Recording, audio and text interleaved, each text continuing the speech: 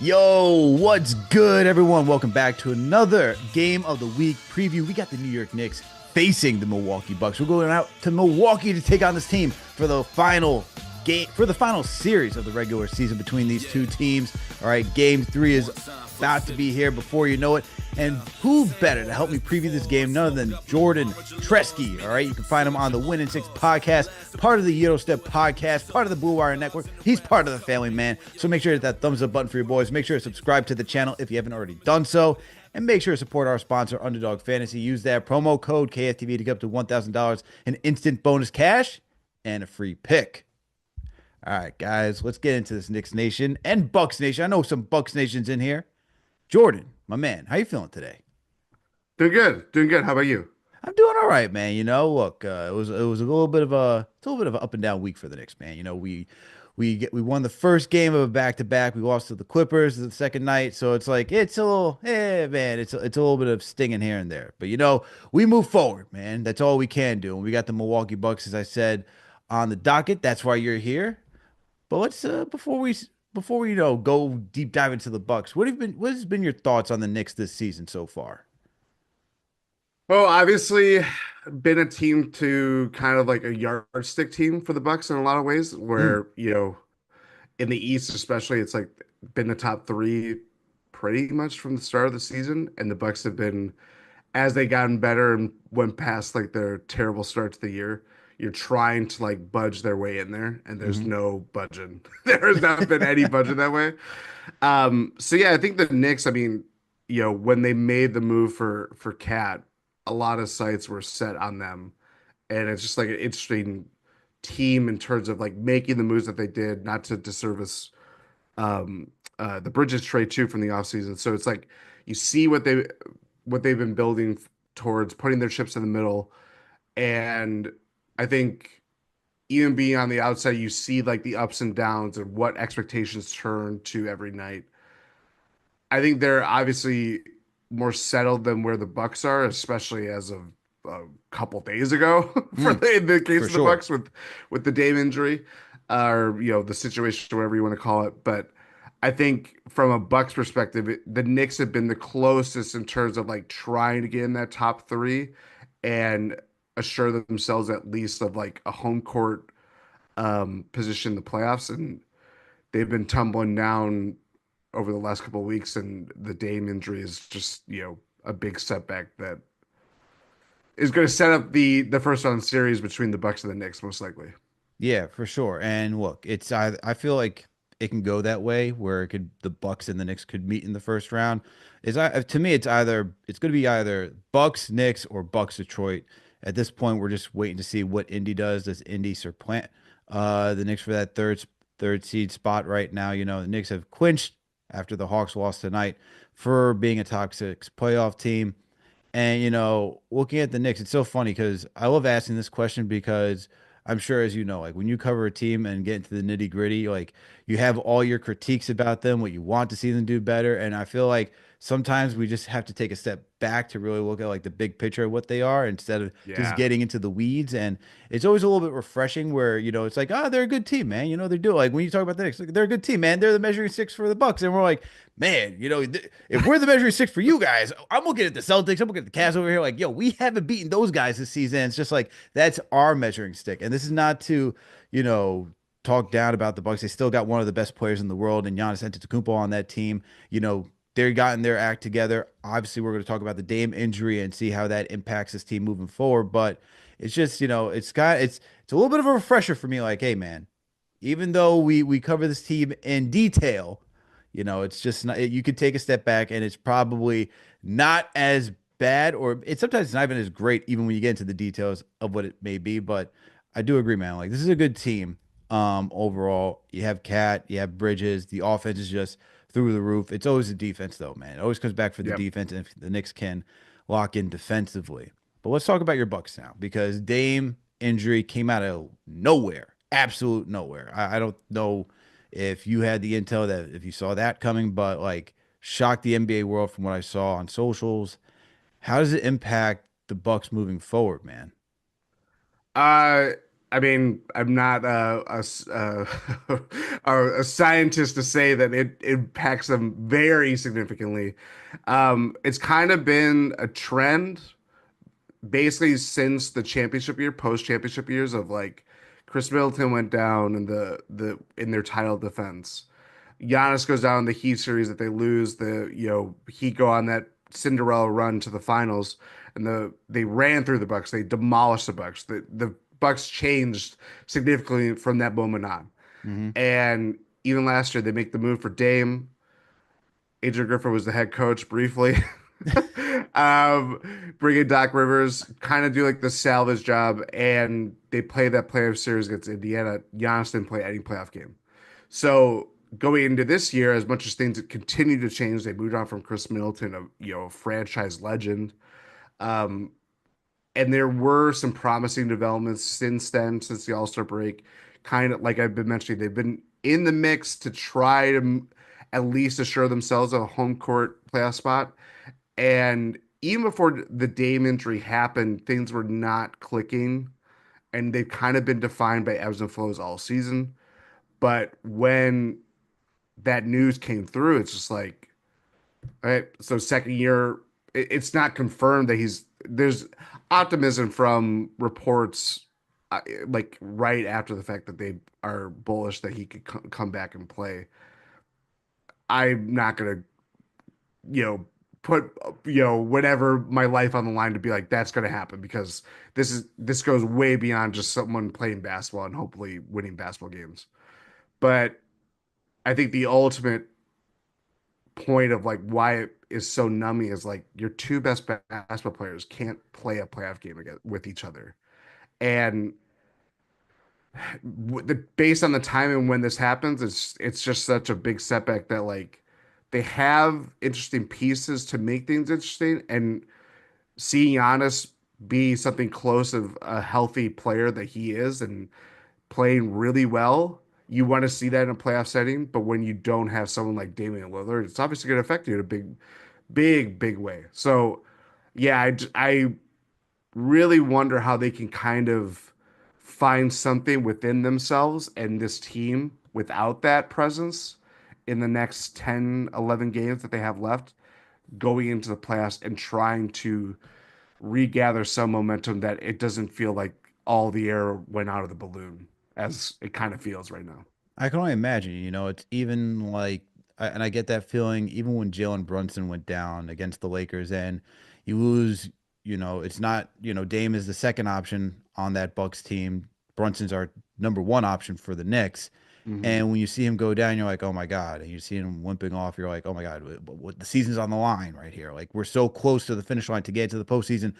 What's the outlook? Now, the good news is, shout out to CP who reported it first, is that, you know, the expectation is that Brunson would be back by postseason.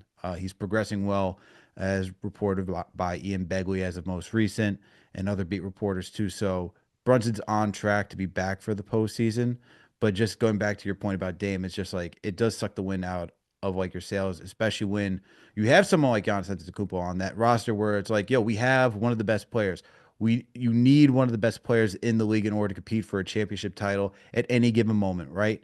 And you just try to figure out how do you build around him. And after getting Dame, what, last season, it's like, all right, now we got the four spacer. We went on from Drew Holiday, who was our defensive guy, because at that point Middleton was that four spacer, that other scorer, right? Before he went Yep. down with all of his injuries. And now it's like, now if you don't have Dame, now I'm looking at Kyle Kuzma. Do you really put all your stock in Kyle Kuzma right now? Like, what has that experience been like getting Kuz from the Wizards? It's been really interesting, and I don't know if they've really figured it out. And honestly, like having been not just a Bucks fan for a very long time, but watching basketball and watching as the league has really prioritized like mid-season moves and loading up for playoff runs and trying like there's just a chemistry that you can't generate when you make a deadline deal and you have the expectations of like this Bucks team hasn't won a playoff series since their title defense year. They Mm. lost to, as I mentioned, they lost to Miami in 23. They lost to Indiana last year. So it's like if we're trying to get back to progressing and winning a playoff series, it's like I don't know they're they're battling this kind of the ghost of themselves and bringing in someone like Kuzma who is trying to fit in and doing a lot of interesting things, but it varies from night to night. Where Mm. defensively, he's kind of given more than I even really thought. And honestly, I think a lot of that just comes from the fact that he played on the worst team in the league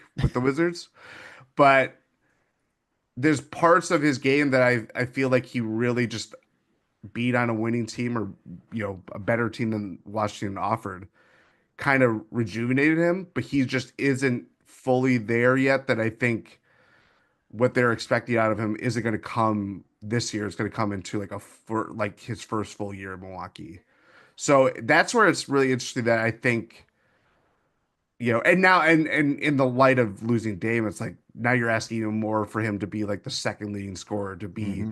kind of like this point initiating guy that he really isn't and has never really been, at least on a good team. So like, I think the deck is only getting more stacked against him and trying to find something that frankly you just don't have a lot of time for him to get to. Salute to Knicks Nation. Thank you all for tuning for another game of the week preview. With me on the other side is my guy, Jordan Tresky. You can find him over at Winning Six Podcast, part of the Yellow Step Podcast, part of that Blue Wire Network, part of the family, man. Make sure that thumbs up button for your boys. Make sure to subscribe to the channel if you haven't already done so. So, Jordan, you mentioned like how, you're asking a lot from Kuzma this season just because of the Dame injury right now. And that's just kind of like the postseason kind of run that you're expecting is kind of getting a little murky.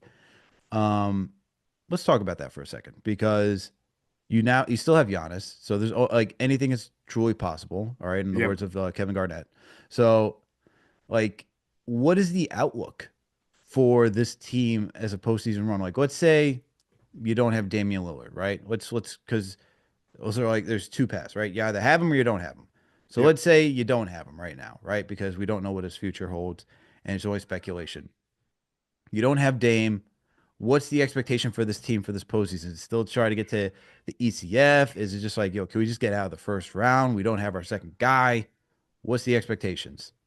I think winning a playoff series right now, it doesn't feel like a miracle, but it would feel pretty close. Like Mm, again, I think that's kind of it feels like a small bar, especially when you have Giannis and Dame. But I I can't I would throughout the season, Ian, and especially in light of their like really slow start to the year. I've always like, how can they get to the point of like winning a playoff series and then hopefully gathering momentum and kind of getting back to where they were previously? And I think it's not what we want to hear when you have championship expectations and two of the top players at their position in the league on your team. But things are just changing where they were relying on them for so long. And prior to trading Chris Middleton, they were hoping that he could get back up to speed and kind of be that balance between them. And for whatever reason, internally, whether it's just the injuries just have finally caught up to him and not having optimism or feeling bullish on his future, they made the decision to move on from him. So that only put more, pressure on Giannis and Dame to lead them to figure it out amongst themselves. And it's been a better year in that department. It just they were kind of set back so much by their slow start that you had to play catch up. That you had Giannis is playing, games where it's like he sees the game so more vividly and at better than he ever has.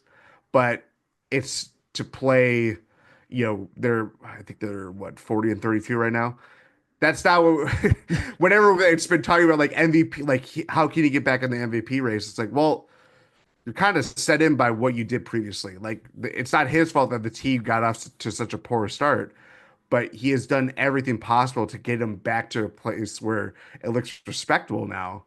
And I think in terms of a playoff series, you could kind of figure that outline for them, but you're going to rely on a lot of guys that either you just got in the trade deadline that are playing, big roles in the rotation or having to make up for the fact that you don't have David and Lillard. And it's a pretty tall task for this team that I think, if it looks like what it is right now where they're going to face the Knicks in the first round, winning a playoff series against a Knicks team that again, they have a lot of expectations would feel like a miracle. So let's go the other path, right? Dame Yep. does come back. I feel like there has to be a little like understanding saying that okay, he's coming back from a blood clot, very, serious issue, right? Life-threatening Yeah. issue. Um, what's the expectation there? Is it like, all right, we're back in this, came back from injury, full steam ahead, we should make it to the ECF. What do you think that expectation would be? It'd be interesting. I mean, the biggest problem, and you kind of, it's interesting how you framed it too, and from a Knicks perspective, but it equally applies to the Bucks, is that they have not won any game against the top three in the East this year. So not even the fact that they were trying to budge their way into getting in there, but like they didn't help themselves by when they play those teams head to head, they haven't won any of those games. So I think even, in some miracle that if Damian Lillard is good to go, and you gotta, you give him some leeway of like how do you get back on into basketball shape in such a quick amount of time. I think you're trying to kind of find as the siren goes by my house. um, you're trying to find that like I don't know. That's where it's like it's such a weird kind of pipe bomb to drop out of nowhere of like this last week of like how are expectations reshifting? I know internally they're probably it's just that they know it's Damian Lillard that have lost, but confidence is not wavering in that locker room that they feel like they have a good team. You know, Well, you would my hope not, opinion. right? Oh yeah, I would certainly. You don't want to be like, oh, this is a house of cards. Let's fold up shop, kind of thing. Like that would be Yeah, terrible. exactly. Be terrible. But yeah, I don't know. That's where it's like this team. They never envisioned being without both of them for when it matters most, and they're faced with this scenario again. It's just we did a podcast in reaction to it. My friend Ty Windish and I host the Eurostep, and it's like it is so numbing to just come back to like these great expectations and you don't even get you might possibly not get a playoff game with both of them on the floor. It's like that sucks. It just sucks. Yeah, it sucks, man. And that was kind of like for the Knicks last year, man, especially when Randall went down in January. Like they Yep. had like one of the best months of January. They just looked unstoppable, right? And you just saw the new lineup instead of having it be Brunson, Grimes, RJ, Randall, and Mitch. Now you get better spacing with iHeart because Mitch went down in December of the last season, so he can work from the high post. He's a good passer. He's got a float. He's got more offense last season than what Mitch has ever had in his Knicks tenure. You then add OG, solid 3-point shooter. Obviously, we Mm. know how he is defensively, and then you replace Grimes with Dante, who was fearless and broke the Knicks made 3-point record last season. And so when you have all of that and you see them roll, it's like, oh wow, what could this be like? And so I totally understand from your position where it's like you see this team, you know how they can cook. You're like the expectations are there, and then you just get hit with injuries along the Yeah. way, and you're like, come on, man, like I want like you want to see this. And so now to my next question before we get into this matchup, right? Because there's always a small window in sports, right? It's so funny, like just beginning in sports, like I just remember like I'm 30, I'm gonna be turning 36 this year. And I remember like even just following sports at a young age, like, oh, we got plenty of time, man. And like I started off with baseball being a Jeter, like, Yankees, got to see Jeter, Pettit, and all those guys. I'm like, and baseball's like the worst sport because those guys can go up until they're 40, right? So like Yeah. that's like not a good sport for a barometer of like how's the actual window? Like football is small, basketball is small, right? And so as I'm getting older and then I start to get into basketball, you start to see how short these windows are. And especially when the framing of the contracts are different, instead of giving out like 10-year contracts, now you get max 5-year contracts. And it's Yep. like, yo, anything can happen, man. Anything can happen any single game, any single year. And the window for what you have right now is not guaranteed. And so you got to take advantage of every opportunity for when your team is healthy. And so, with all that being said, there's the rumors are always out there for Giannis. You know that. Oh yeah. And I look, I know that it's easy to like brush away, especially many years. It's like, hey man, he wants to make it here. He just won a championship here. What are we talking about? Like we're trying this team's trying their best to put this thing together. But as I just said, like windows closed, man, and You know, shout out to the late great Jerry West, man. He's instilled in these guys like you got to take opportunities to go to teams that are going to give you the best opportunity to win championships. Is Giannis are you like more fearful now that Giannis could potentially demand a trade, especially if it's another season without Dame? You have no idea what Kuzma's going to be the following season. Where do you stand on that? It's always tough. I think a lot of Bucks fans were facing that threat with how the season started, and a lot of people were, it's that spiral effect of like if they don't put up a competitive season, if the wheels have completely fallen off, if the trying to just kind of done what they have done post championship, and really since firing Bud, I think that was the demarcation line of like we are not settling for what we felt like Mm, was it was still really good as much as it ended painfully. They still won 58 games that year. They were the one seed in the East. Like the ending overshadows how that season was, and rightfully so. But for all Mike Budenholzer's faults are as elsewhere and how people kind of view him outside, what he did in Milwaukee was like life changing for that franchise. And it when he left and when they made the move to move on from him, it's like, okay, we're resetting expectations. They make the move for Damian Lillard, obviously amping expectations even more. So when it's kind of gone to where it is now and some things are beyond their control, I think going back to the Giannis issue is like, he's always played good soldier. He's said as much as like he's never going to want to ask out of Milwaukee. I think internally it's always been like they don't want.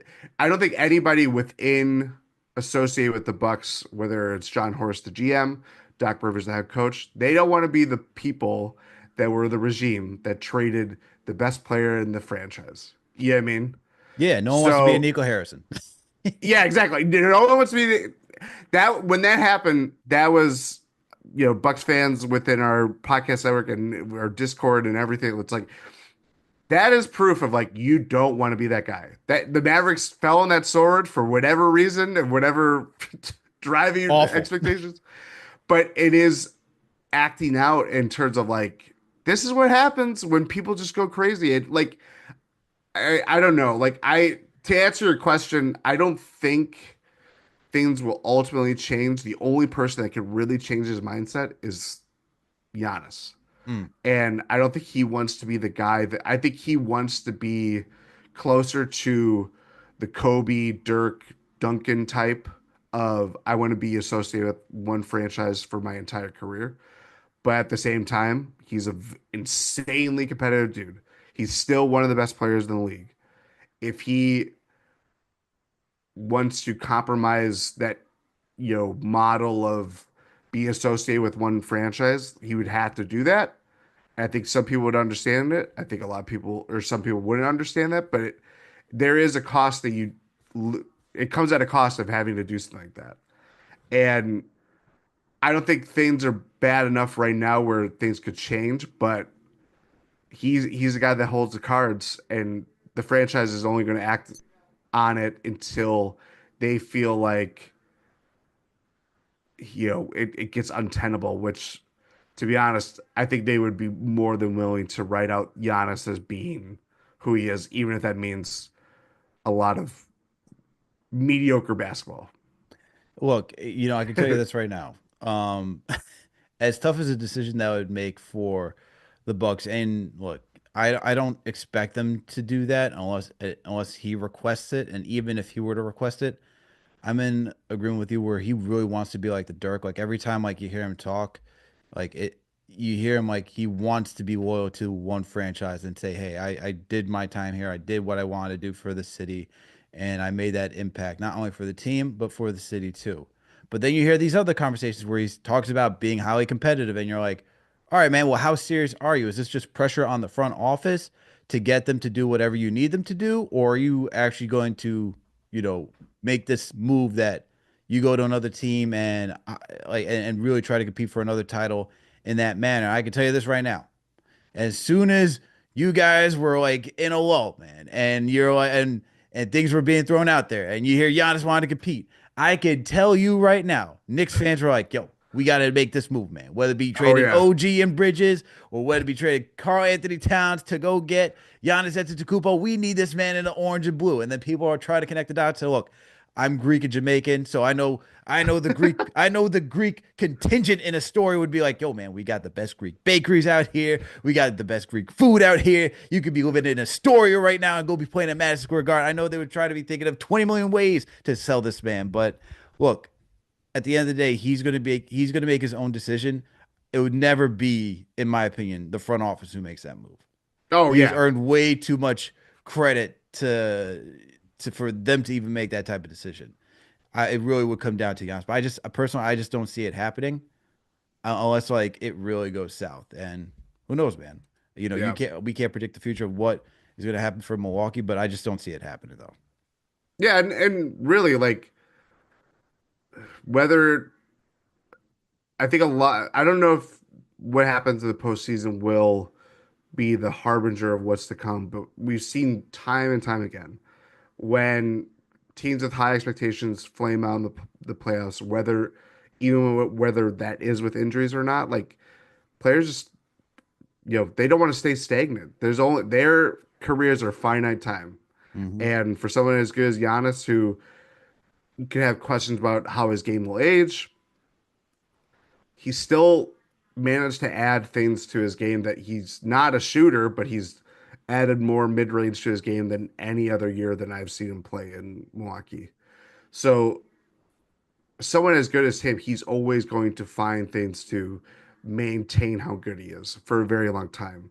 And until, he's been able to avoid serious injury many times before, but that gets a lot harder as you get older. And I think it's interesting to see how he's changed his viewpoint on his career, just how he's been, especially since the championship, because I think there's he's still as hungry as ever, but he does feel more sure of what he is in terms of like NBA history, and why not? Because he was on the NBA 75 list. He was I'm about to say, two-time MVP, Finals MVP. So it's like he knows who he is, and you know, it's not shocking to say, but from my perspective and having watched him for a long time, it's kind of interesting to see him kind of get into middle age when he always just kind of has this like youthful exuberance he about really him. does.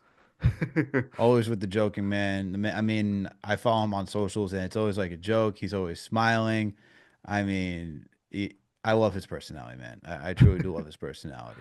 But shout out to Knicks Nation, man. Thank you for tuning in for another Game of the Week preview. With me on the other side is my guy Jordan Tresky. He covers the Milwaukee Bucks for Winning in Six podcast, part of the Yiddle Step podcast, part of that Blue Wire Network. He's part of the family, man. Make sure to hit that thumbs up button for your boys. Make sure to subscribe to the channel if you haven't already done so. And make sure to support our sponsor, Underdog Fantasy. Use that promo code KFTV to get up to $1,000 in instant bonus cash and a free pick. People, let me tell you about Underdog Fantasy right now for this little break.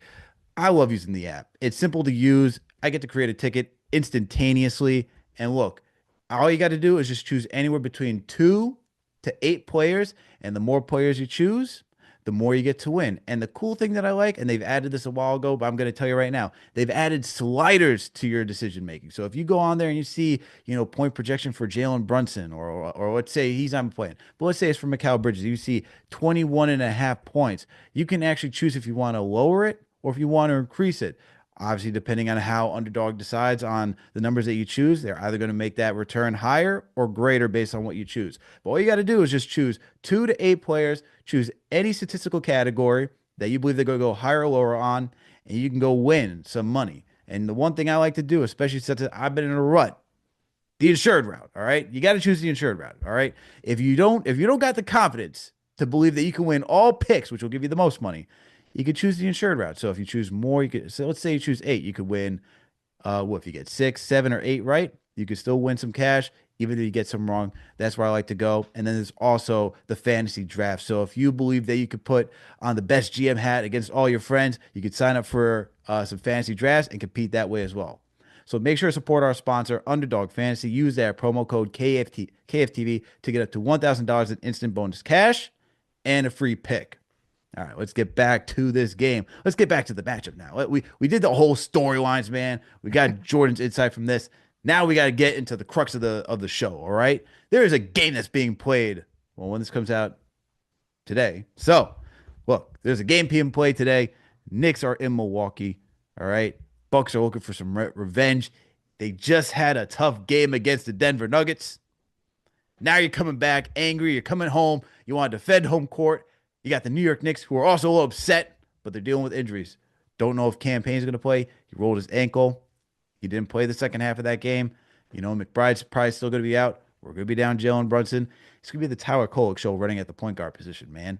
So let's see how he could do tomorrow. And we got the rest of the original starting five. So these guys will be walking into Milwaukee and they're going to be taking on the Bucks. So let's talk about some of these key stats, though. All right, because when I'm looking at these teams, biggest thing for me is the way that Milwaukee can just guard the paint with Brook and Giannis, and that's just kind of when I think of it, like that's what the Knicks love to do, man. They just love to get inside. They love to attack the paint, whether it's Cat, working the post or getting downhill, Josh Hart getting downhill. Mikal Bridges loves to get to that mid range, 15 feet or closer. OG is another guy that loves to cut and get all of his dunks. It's going to come down to can the Knicks still get their post presence going against a team that has Brook Lopez and Giannis Antetokounmpo? It's from a Bucks perspective, the Knicks have really taken apart their defense. Cat with in the few, the couple of times that they played the Bucks, really his ability to stretch the floor and hit threes has really stretched Brook thin. And obviously this is a different machination of the Bucks then. I mean, this is it's basketball and it's the NBA, but it does feel like there's been so many chapters with this Bucks team. And I'm trying to remember the last time they played the Knicks was definitely pre-Chris trade. Mm-hmm. So like even then would have been like post NBA Cup. So we're like, yeah, they won the NBA Cup, and then it's like they kind of went on the slide again. So it's like how the Bucks looked then compared to now is very different. They're even beyond Dame. They were without Bobby, who's been had the league suspension. He'll come back before the start of the postseason. Jericho Sims, who came from the Knicks, obviously, he was looking pretty good when he got time. Then he broke his thumb and had surgery on it, so we haven't seen him. So they've had to really rely on Giannis and Brook as kind of their only tall men in their rotation. And I think the biggest key, as much as like someone like Cat who can, he does so many good things well, like in terms of just hitting shots from three, but being able to create, being able to drive, as you mentioned. Not having Brunson is going to be really interesting how they guard, and knowing Tyler Kolek as he played for Marquette, so we have some local ties to him, and being able to see him. I think he knows how to orchestrate the offense. He knows how to be a willing passer and set the table that way. I think that I should not telling anybody something revolutionary here or revelatory here, but the scorer that Jalen Brunson is as one of the best scorers in the NBA, and Tyler Kolek, who's a rookie, and he even at Marquette. I think I'm not a Marquette guy, but I've watched plenty of games. It's like, why is he not trying to score? Why is he not trying to shoot? Like it confidence varies from player to player, but I think that alone is going to be a very big difference in how the Bucks can maybe try to find some cracks in defending the Knicks that they frankly haven't been able to previously this season. Yeah, and like I'm looking at Queen of the Glass right now, and um, like I'm looking at its Bucks defense, and the your worst weakness is the corner three, which the Knicks will have to try to get and create corner threes because it's the shortest part of the court. Yeah. But everything else, like you guys are top 15 and like you're in everything else that I'm talking about, like 14th in rim protection. You're 11th in short mid range. You're 13th in long mid range. You're 12th in all mid range. You're like you just keep going down. 8th in non corner threes. 11th in all threes. And it's like you guys are a good defense. And I like you truly hit the nail on the head when you talk about Kolek. He's not that guy that's going to look for a shot. He is like the dying breed of an old school traditional point guard where it's like, Yeah. you think about Chris Paul and what he does, right? Like just trying to set guys up more so before he looks for his own shot. The thing is that Cole doesn't really look for his shot. That's the big thing. And I think that's more so of a rookie thing. You can really do that in college, that there's more capability of just setting guys up in college and just running that traditional like point guard type of system. But in the NBA at this level, your point guards have to be able to score if they're going to be out there as a starter. And it's not. It's just like such a drastic drop off every single step along the way, where it's like, all right, man, we don't got Jalen Brunson. We're gonna throw Deuce McBride out there. All right, man, Deuce McBride's a little bit out, so we're gonna throw out Campaign, the ultimate heat check guy. All right, man, he gets injured. Now we're going to Cole, and it's like slowly but surely, guys who could score is just like now we're at the point where it's like, how does this really impact the offense? He can get guys open. He can get guys going, but it's more than that. You have to garner that attention of the defense and really get downhill. And he could do that. But if Yep. you're constantly just getting downhill and you're not going to score, like everyone could just, ease off a little bit and just let you try to do your own thing. But I definitely do agree that, I mean, you talked about, man, when you don't have Brunson, it's not rocket science. It's like you don't have your best player out there. So like what are they going to do to like compensate for that? And it'll be interesting to see, another game where Kolek has more reps under his belt. That's where I'm more interested in seeing what he Hmm. can do against the Milwaukee Bucks. So that's totally going to be a big point of emphasis in tomorrow's game. But when I keep looking at like all these stats, the biggest thing I see is that the Bucks limit the amount of points off of turnovers, and the Knicks like they're not a team that gets out and goes running, Yep. right? But they do generate good turnovers. They're middle of the pack right now. I think top is OKC, who's averaging a like 10 and a half steals. It's So it's like crazy. that's a high bar. The next team is like 9 assists. So it's like whoever's number one right now, which is OKC, that's just high expectations. Knicks are really good. They're averaging a little over 8 steals per game. And even though they're not a team that likes to get out in transition and just like be a running and gunning type team, when they do get that steal and they do move the ball out in transition, they're pretty effective when it comes to scoring.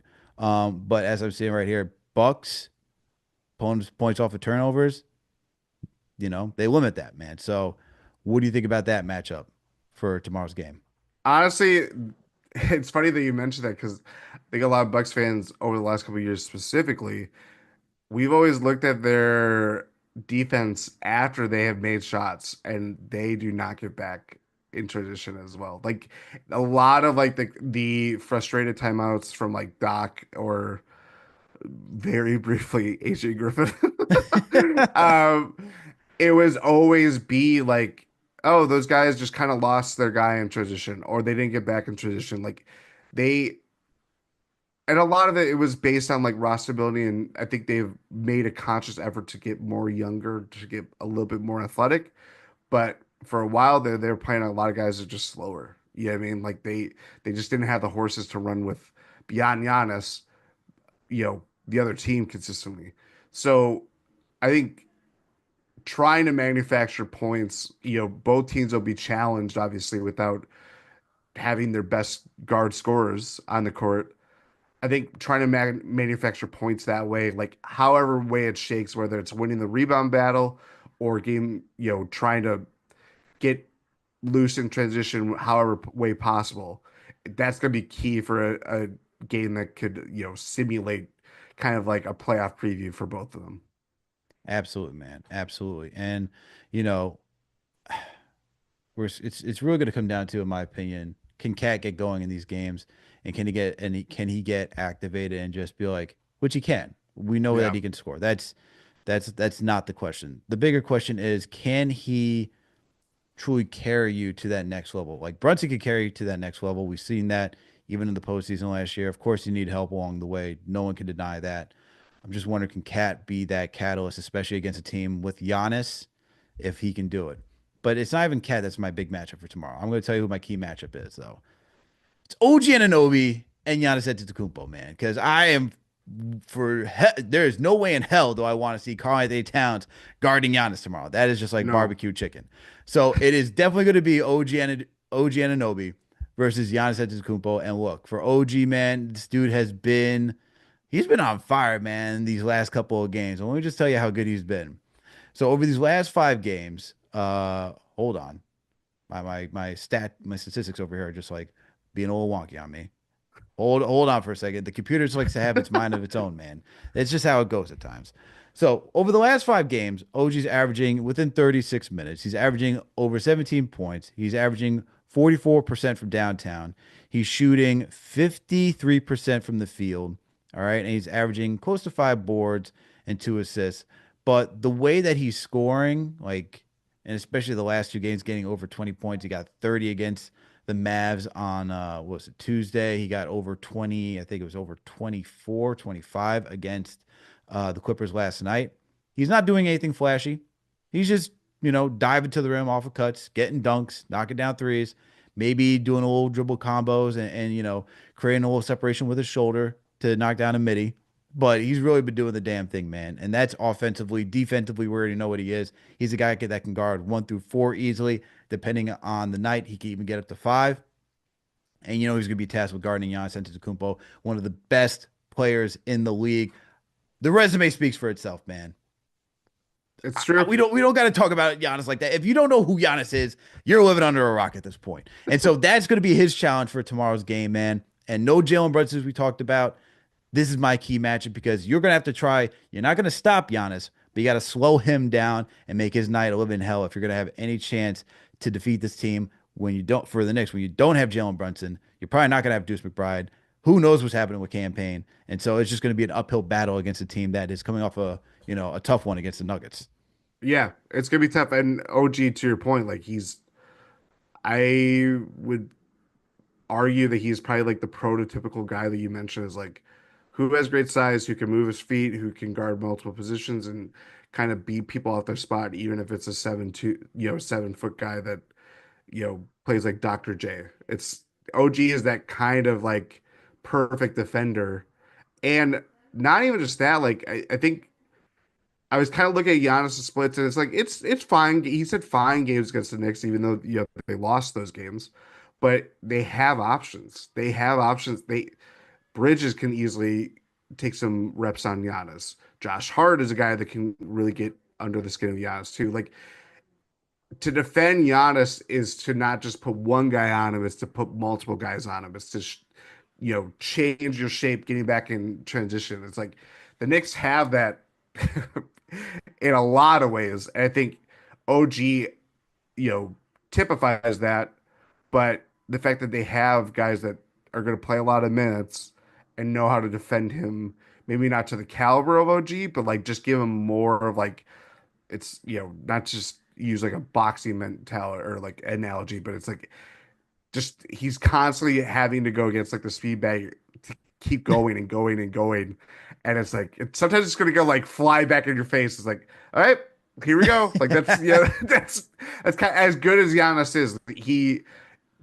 There are times where he can still look human, and I think the Knicks have a lot of good wing defenders that is how you defend Giannis best. It's some teams know how to get it, like a Bam Adebayo knows how to do it as a big, but if you have multiple wings like the Knicks have that can kind of match his spot, match his moves, know how he's going to play, it's going to make it a longer night for him than normal, certainly. I'm looking forward to that matchup, man. I always am looking forward to that matchup. I'm looking forward with this new, you know, iteration of this roster. Of course, like you need your best guy, like we've been talking about. Knicks don't have Brunson, but it's still going to be a good one just to see where this team stands, man, going into this matchup. So I'm looking forward. I always look forward to these tough matchups just because OG, man, like watching him defend, it's just jaw dropping at times, man. It's just like Hmm. so impressive just because there's not many guys who could take on that responsibility at night in and night out. And there's been some games where it's kind of like, all right, some good defense. That's not OG defense.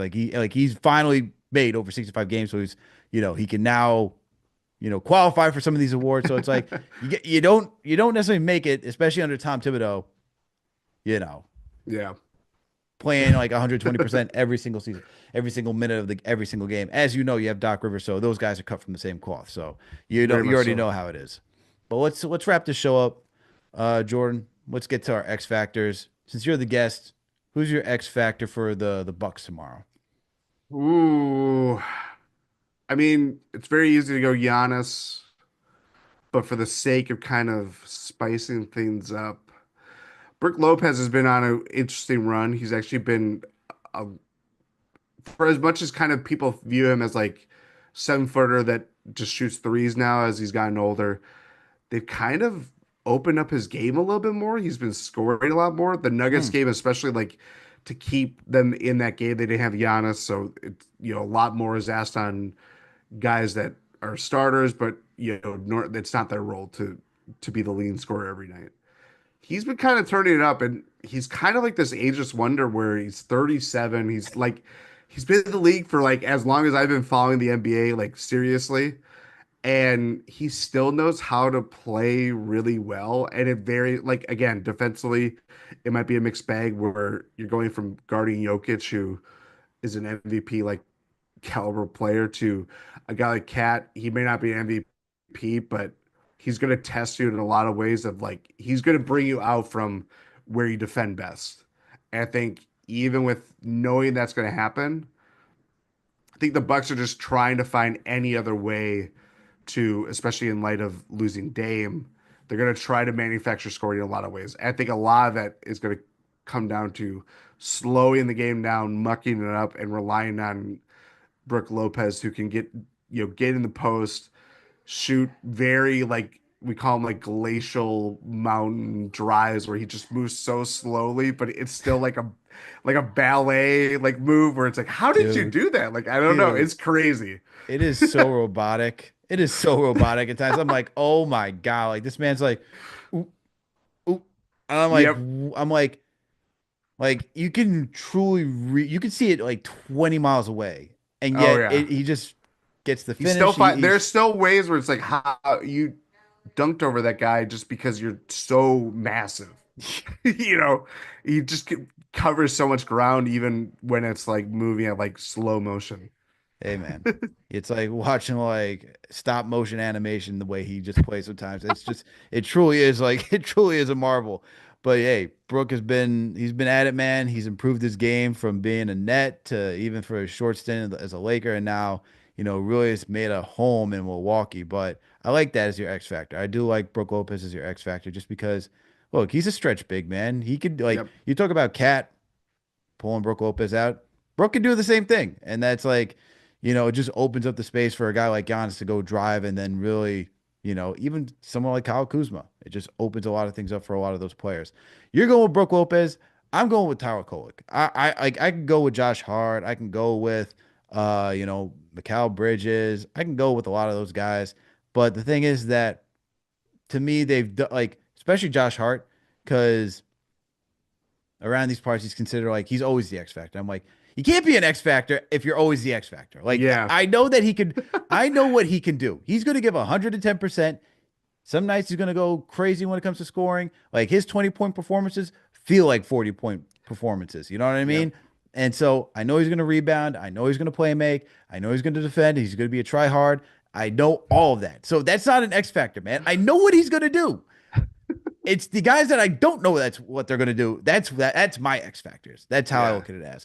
And so that's what I'm going with Tyler Kolek, man. I have no idea what's going to happen tomorrow, but I do know that he's going to be extremely important to get this offense going. So hopefully he figures it out. He gets a little confidence tomorrow because if he's not, we don't need him to be Jalen Brunson, man. Don't need him to be that. That's a very high bar.